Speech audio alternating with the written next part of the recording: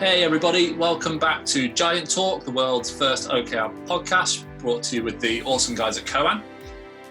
So I'm back with Brett to record the third podcast in our series of how to implement OKRs faster, cheaper, better, and easier.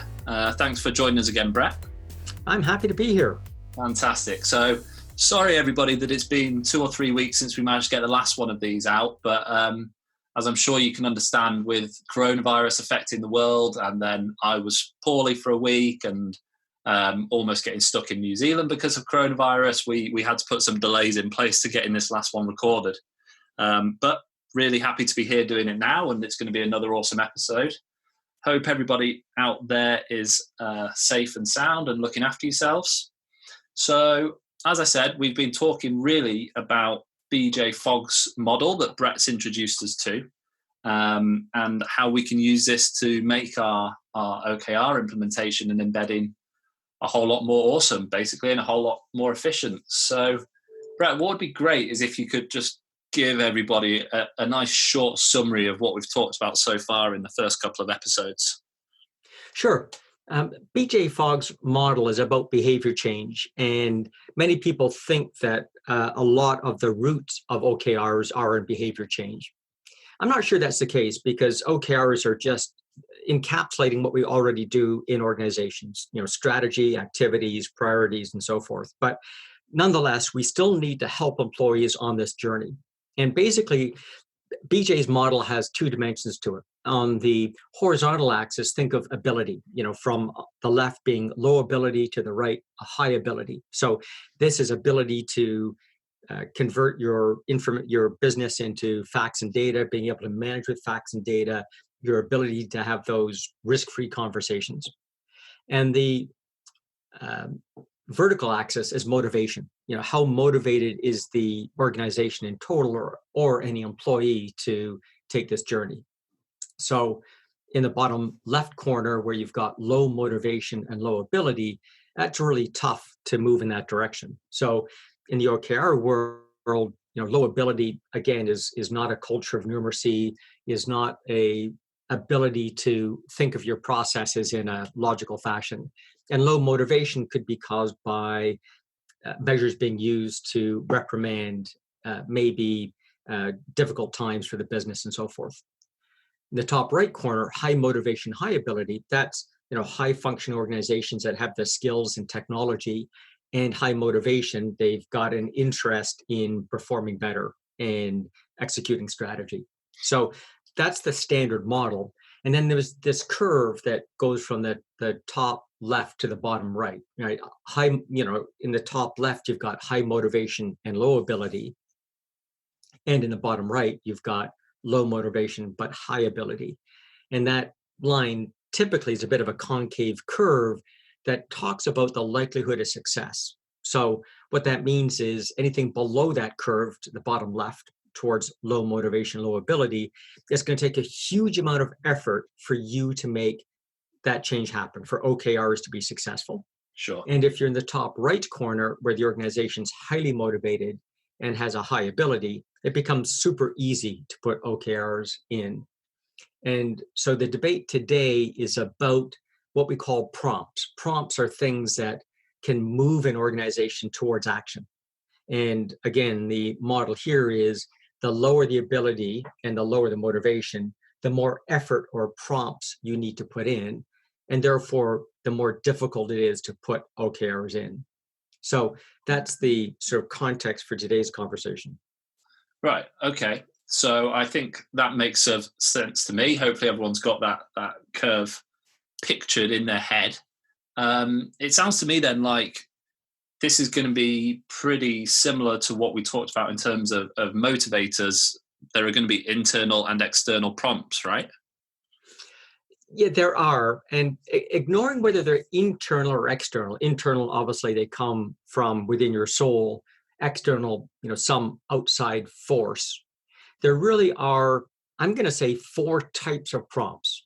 Okay. And, we make up words here. So the words I'm making up is a spark is a prompt where you have the ability but no motivation. So the example there is, I don't know, going to the dentist, right? You have the ability to go to the dentist, but not a lot of motivation. So the spark might be something as simple as, committing to the date and the previous time you see the dentist and having it in your day timer and a reminder pops up. Okay, understood. Second, facilitator. Facilitator prompts are ones where you're highly motivated, but you lack the ability. So I don't know, think of playing a sport or gymnastics or something. You might be super motivated to play the sport, but you just don't have the skill set. And so Sounds like facilitation prompt is sort of educational and helps you figure out how to execute on that dream, the motivation. Okay, so can you give us an example of one of those? Well, beyond the sport example, inside an organization, let's say you want to, you've got the desire to put in OKRs. You understand how it's going to help the organization perform better, keep people aligned, help you become more productive, more motivated, and so on. But you don't actually know how to build an objective, or you don't know how to find a key result, Right. or you don't know how to calculate the result of that key result and if high values are good or bad. So I've got the motivation, but I lack the ability to actually take that next step. And so through a facilitator, that person, based on their experience and skill set, should be able to help train you on the abilities, the competencies you need to execute on that dream of building OKRs. Right. Okay. Understood. Third would be a signal prompt. So a signal prompt is something when you're both highly motivated and you have the ability, you just need a little reminder to go get it done. And so a signal prompt could be, I don't know, maybe just before your OKR report out every month, you get a reminder that you need to do the analysis to go into the OKR tool. So I'm motivated to do it. I have the ability. I just need a quick reminder that of the different things I need to get done today. That's one of them. So I call that just a simple signal. Yeah. Okay. I think I get that one. That's just like the Kawan system that we use drops you a little notification to fill in your reflection before you go to your check-in on a Monday morning. Perfect. Right. And then finally, what I'm going to call powerful prompts. And it's sort of think of an AI type model. So wouldn't it be interesting if we keep, in the OKR world, that if your OKR tool is context aware, it would say, gosh, Lawrence, you're doing an outstanding in this objective, this other one not as well. And there's this other objective that's not in your domain at all. It's way over in marketing or sales or somewhere. And Sure. It's also not performing well. And there's a correlation between that and the objective that you're slightly behind on. So maybe you should be meeting up with that person to have that conversation. So powerful prompts, as I'm describing here, are often the role filled by the leader. Wow. The boss in the organization is supposed to have that broad view of how the organization is performing and collate different performance events into a scenario and get the right people in the room to have the right conversation. But obviously, we're getting to the point where automated tools can do that for us. And I say obviously because if you think of your automobile, gosh, there's so much data available to us. As you know, I'm in Canada. An issue here is the road can freeze before the air does. And so you think it's a nice day outside, but you could still have dangerous driving conditions. So the car will warn you that you have this event going on, or warn you when you're coming to a bridge because the bridge doesn't have the warmth of the earth beneath it. So it will freeze before the road does. And so based on Google Maps, it knows when you're coming up to a bridge and will warn you that you might be experiencing this because it's looking at the temperature, the road ahead. And now that becomes a more powerful prompt as we're moving forward in our journey. Okay, understood. So presumably then to start to get real traction with OKRs, we need to be using these 4 different types of prompts in different ways, but kind of harmoniously across the board. Right. So things like just signal prompts, as you said, Cohen, you just have a time-based prompt that pops up in advance of an event. Mm-hmm. The facilitator prompt takes a bit of insight to know when that is the appropriate thing that's necessary. That said, if you know that the organization doesn't have that ability, then you know for sure you've got to go through those steps. Okay. The spark, that's ability and no motivation. That's often where leadership plays a role, right? They're the ones that are trying to create that motivation. But definitely leadership is that powerful prompt, right? They're supposed to be integrating and understanding a systemic view of the organization. So some of those earlier said about internal versus external. It's difficult to be that external powerful prompt or the internal powerful prompt. So it takes some awareness to pay attention to what's happening on the system. Mm. To phrase a different way, as leaders, we tend to operate in two modes: in the business or on the business. So when we're in the business, that's when we're making a sales call or doing programming. On the business is when we stop that programming or sales call and we try to make the business operate better. That's where the powerful prompts occur, when you're working on the business as opposed to in the business.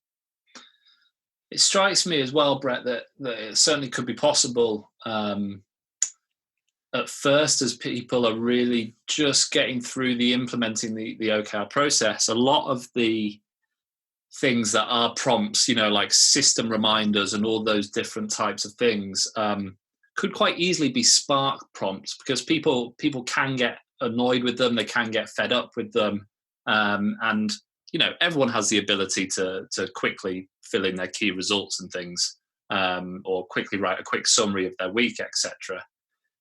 Is this where the powerful prompts, as you called them, perhaps need to come first? So that motivation is built up to do those things by the leadership team before those spark prompts start kicking off, really? Well, let's come at that from the other direction. So that's the reason I like the spark word for this one is it does unfortunately remind me of like a cattle prod, right? So if you're trying to get a cow to move, they've got these, prods that they use that put a spark and, get the animal to move. Yeah. The potency of that spark depends on the motivation in the organization. So if I've got zero motivation, the metaphor of the cow, I probably need a bigger prompt. But if I have a smaller one, so here's the thing: as organizations begin using OKRs and people get that self-affirmation, they begin seeing, oh my gosh, look at that, I was able to accomplish that task I didn't think I was able to.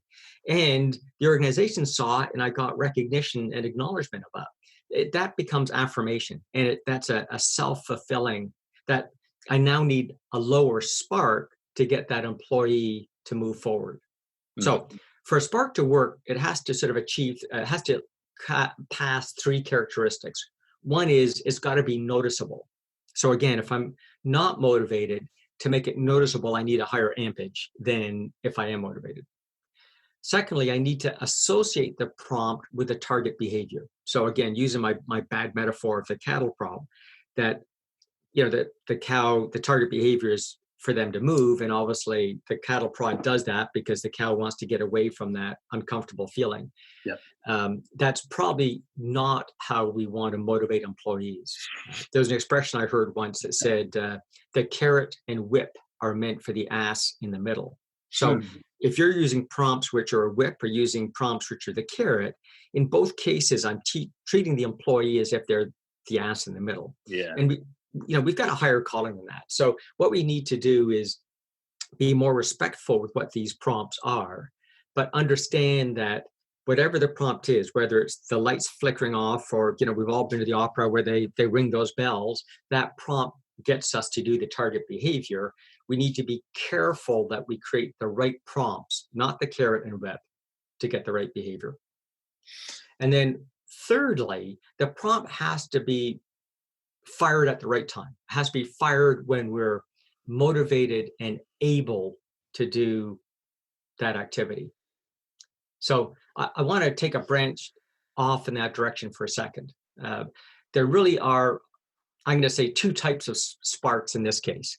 Mm-hmm. Periodic events, like you've described, every week I get that prompt. Yeah.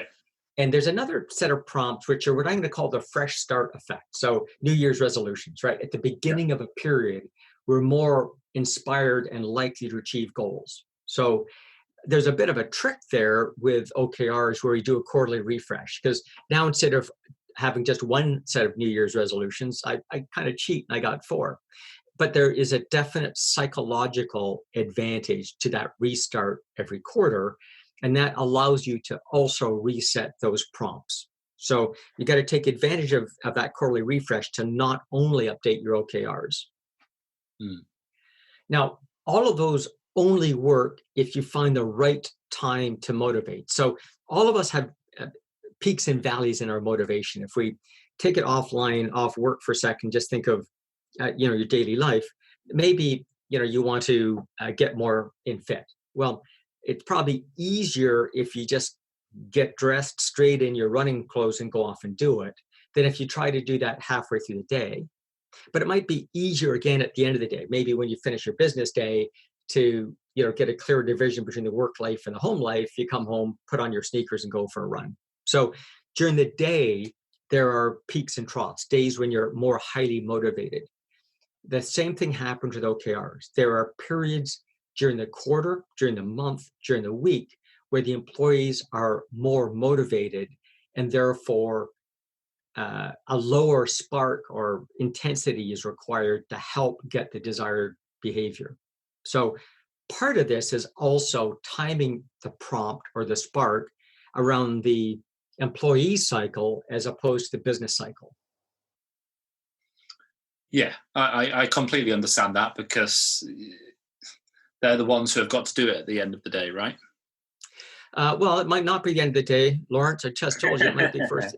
Just kidding. But the idea is, the idea of OKRs are they're ways for the employee to feel more connected with the organization, to understand the value of what they do, and to help them do better work.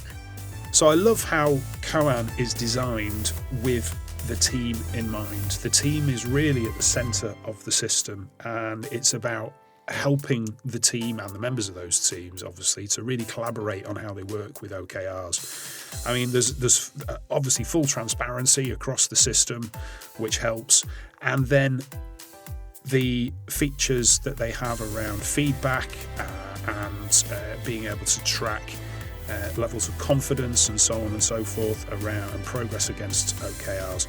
It's amazing, and because of that level of transparency, it builds accountability and fosters some great communication. So yeah, I love how teams are just at the centre of the system. With that in mind, can let me just make sure I get this the right way around. Can Spark prompts then become signal prompts after a while if the shared motivation becomes reaches a certain point where actually okay, before they were having to get sparked into do it because yeah, all right, they understood that they had to do it but they didn't really want to, they didn't have the motivation, but like you say, they now have that shared understanding of the values and they're bought into the company's mission and purpose. Does the same prompt therefore now become a signal prompt rather than a spark prompt? In all cases, yeah. So you gave the story of a spark prompt, but also think of a facilitator. So back to the fitness thing. Maybe you really want to get in shape, but you don't know how to use all that weight equipment, and you look at the gym and you're just intimidated. So you get yourself a personal trainer.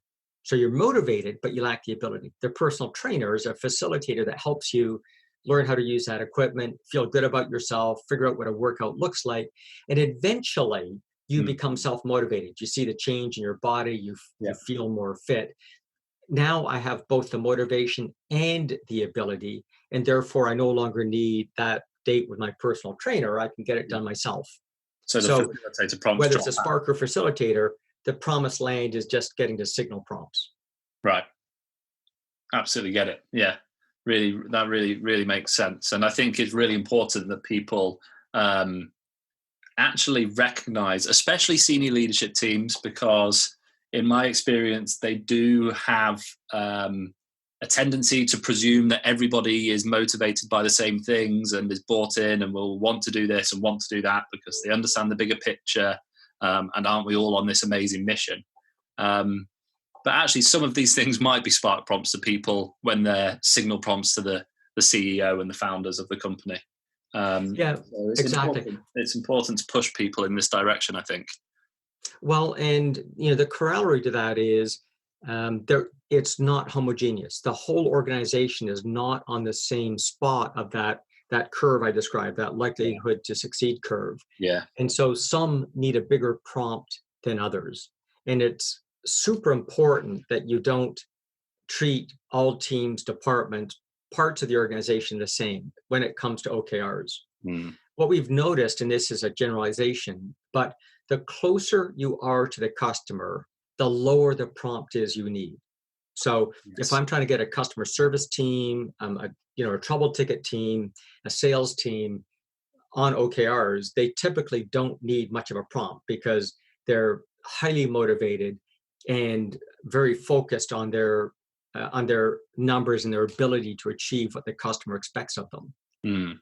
The farther you get away from that, so now we're talking senior leadership, it becomes bigger prompts because it's not as clear if I'm in charge of marketing or I'm in charge of regulatory affairs or something, exactly, where that result fits. Here's the nut. Here's the challenge. Usually when we come in to do OKR implementations, we're there under the sponsorship of the leadership team. Yeah. And they're assuming the organization needs the same aggressive prompts that they need. But that's not the case. Yeah, that's a much gentler hand. Kind of seems a bit perverse, but you're right. That is often the case. Yeah, it's a cautionary word to the listeners that as they think about where they are in that curve, it's also fun to think about where your boss's boss might be on that motivation ability and where your subordinates might be, because you'll quickly see that differential, and you'll also see it location to location. So the location in Brighton is going to be different than London, going to be different than Manchester. It's super important that you're cognizant of the audience when you're considering what prompts are necessary to move forward in OKRs. Yeah, I completely agree. So, I mean, just using your example there, then it strikes me possibly that, these customer service teams are probably towards the top left of this BJ Fogg model. So, high motivation, but perhaps low ability, certainly according to the ability measures that we laid out to implement OKRs, and therefore need the facilitator prompts more. And perhaps these slightly less motivated teams, whether the other teams I tend to find with this are perhaps engineering and devs and things like that, where the ability would be very, very high for it. They're used to working to these sorts of methods already, if you look at Agile, Scrum, etc., but perhaps not quite as much motivation. They're going to be needing more of the spark prompts. Is that right? That's right. And to layer it, because it's our job to make things look more complicated than they are. Of course. If they're lacking both motivation and ability, best practices say solve the motivation issue first. So create an environment in the organization where they see OKRs to be a positive thing for the organization. They understand how it's going to help the organization perform better, understand how it's going to help us perform better. And from there, we can move the ability curve. Now, talking about current events, with COVID-19 and the dynamic and aggressive change in business that we've seen in the last, 2-3 weeks, motivation is clearly there, right? The organization has been forced, we've moved from a 5% working at home workforce to over 60% working at home. That impacts both the employee and how they feel connected to the organization, how they know what they're supposed to do, how they're supposed to work in teams. and leadership, how to get strategy out, how to cascade it, how to get that feedback. And so the motivation is clearly there. OKRs are the right tool for both the employee and employer, but the organization might not have the ability. So in some cases, you can go from low motivation to high in an instant, in this case, a fortnight, but our ability hasn't moved an inch. So now we've easily achieved the motivation side, but we need to move organizations along on the ability side quickly so that they can have that OKR success. Okay, yeah. So on that note, then we've waxed lyrical, Brett, for 3 episodes, about an hour and a half worth of content now, certainly on things that we definitely find interesting. Hopefully the listeners do too. We've talked about motivators, we've talked about ability, we've talked about prompts, but the one thing we promise these guys is we tell them how to use all this to make their OKRs faster, to make their OKRs cheaper, better, and easier. How can they pull all of this together? What do they need to do now? The careful, measured response is it depends. So again, I almost snuck out the how-to in my last paragraph. Yeah. You need to do a diagnostic of the organization. Right. Okay. I would say the following. What we have found works best is if you start off in some pilot area. And I don't care if the pilot area is the Brighton office or the white product group, or IT or HR or some other department. We need an area to prove the validity of OKRs in the organization, because in terms of a prompt, the ability to see success is one of the most powerful prompts that's possible. And in that area, whether it's sorry, I was just going to ask, would you pick an area there that had high or low ability, or does it not matter? I would say that the criteria for picking the pilot are 3. One is it's got to be an area that's referenceable. There's no point in doing the Brighton office if no one actually has faith in what happens down there, or it's different than the rest of the organization. Secondly, the leader has to be a spokesperson for OKRs, because anyone else has a dog in the fight, they're going to be biased. But if someone who's running the Brighton office says we did it and it was awesome. And then third, demonstrable benefits, which is slam dunk easy in the OKR world, because that's what we do. Yep. So I don't care where you are in the motivation or the ability stage, because it's not illustrative of the rest of the organization, and neither one is a predictor of success. In all instances, you need to assess the motivation. So that now the prescription. Step 1, assess both the motivation and the ability, so on that matrix where you're at. Right. And if you're below the threshold of sustainability on motivation, then again, step 2 would be work on building the motivation. If you're low on ability, then you need to build the ability. And you can do both at the same time. So a common approach to OKRs is doing them in a workshop environment. In that workshop environment, you do a little bit of training. So you move the ability along the curve a bit. And then you get people to go off and do it. Now they're motivated, they're going and doing it, they get the self-affirmation, they see the success, and it builds on itself. Then you teach them a little bit more on the ability side, they're a little bit more motivated. So you kind of move on both axes, one step at a time until you move it along. And then there's, I'm going to call it a gestation period.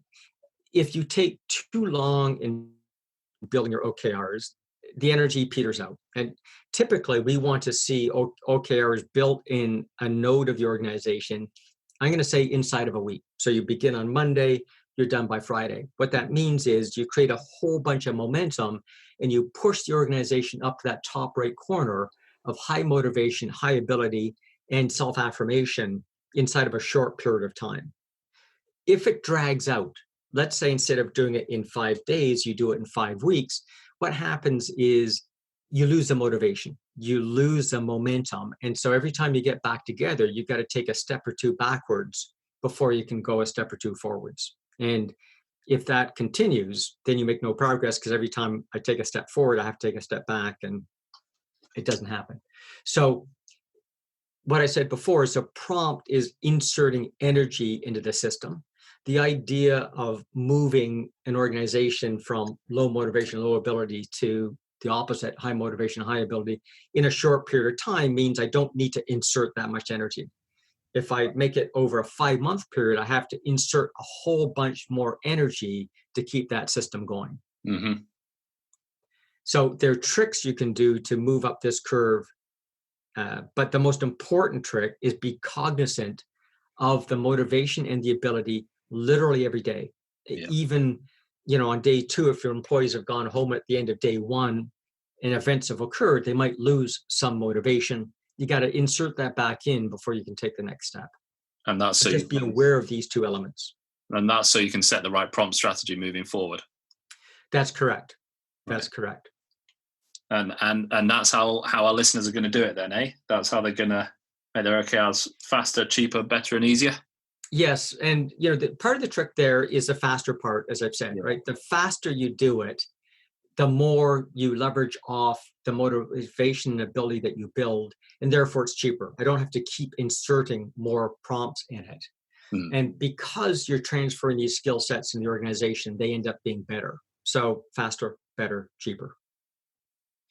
Fantastic. Brett, that has been a really awesome little mini-series inspired by your fantastic article about BJ Fogg's behavior model, which I will put a link to in this podcast description so the listeners can find it. Thank you so much for joining us. Again, it's always brilliant chatting to you. Well, I'm pleased, and I hope that what we've talked about here helps your listeners through some of these turbulent times. I'm sure it will. And there will be more content coming for how to navigate your way through these turbulent times, as Brett says as well. So do look out for that, guys. There'll be some stuff in our archive and some stuff coming up after this is released. But yeah, just stay safe, stay fit, stay healthy. Just one favor to ask from me, which would be amazing if you wouldn't mind all doing it, would be to go on to whatever platform that you use to listen to your podcasts and leave us a nice review. The one thing that we've not got many of at the moment are reviews on our podcast, and it'd be awesome to see those start climbing up. So yeah, and as always, if you have anybody that you want to hear from, please let us know. Or if you've got any comments, just use the hashtag Giant Talk on LinkedIn or Twitter, and we'll get back to you. But as ever, thanks for listening. That was another episode of Giant Talk.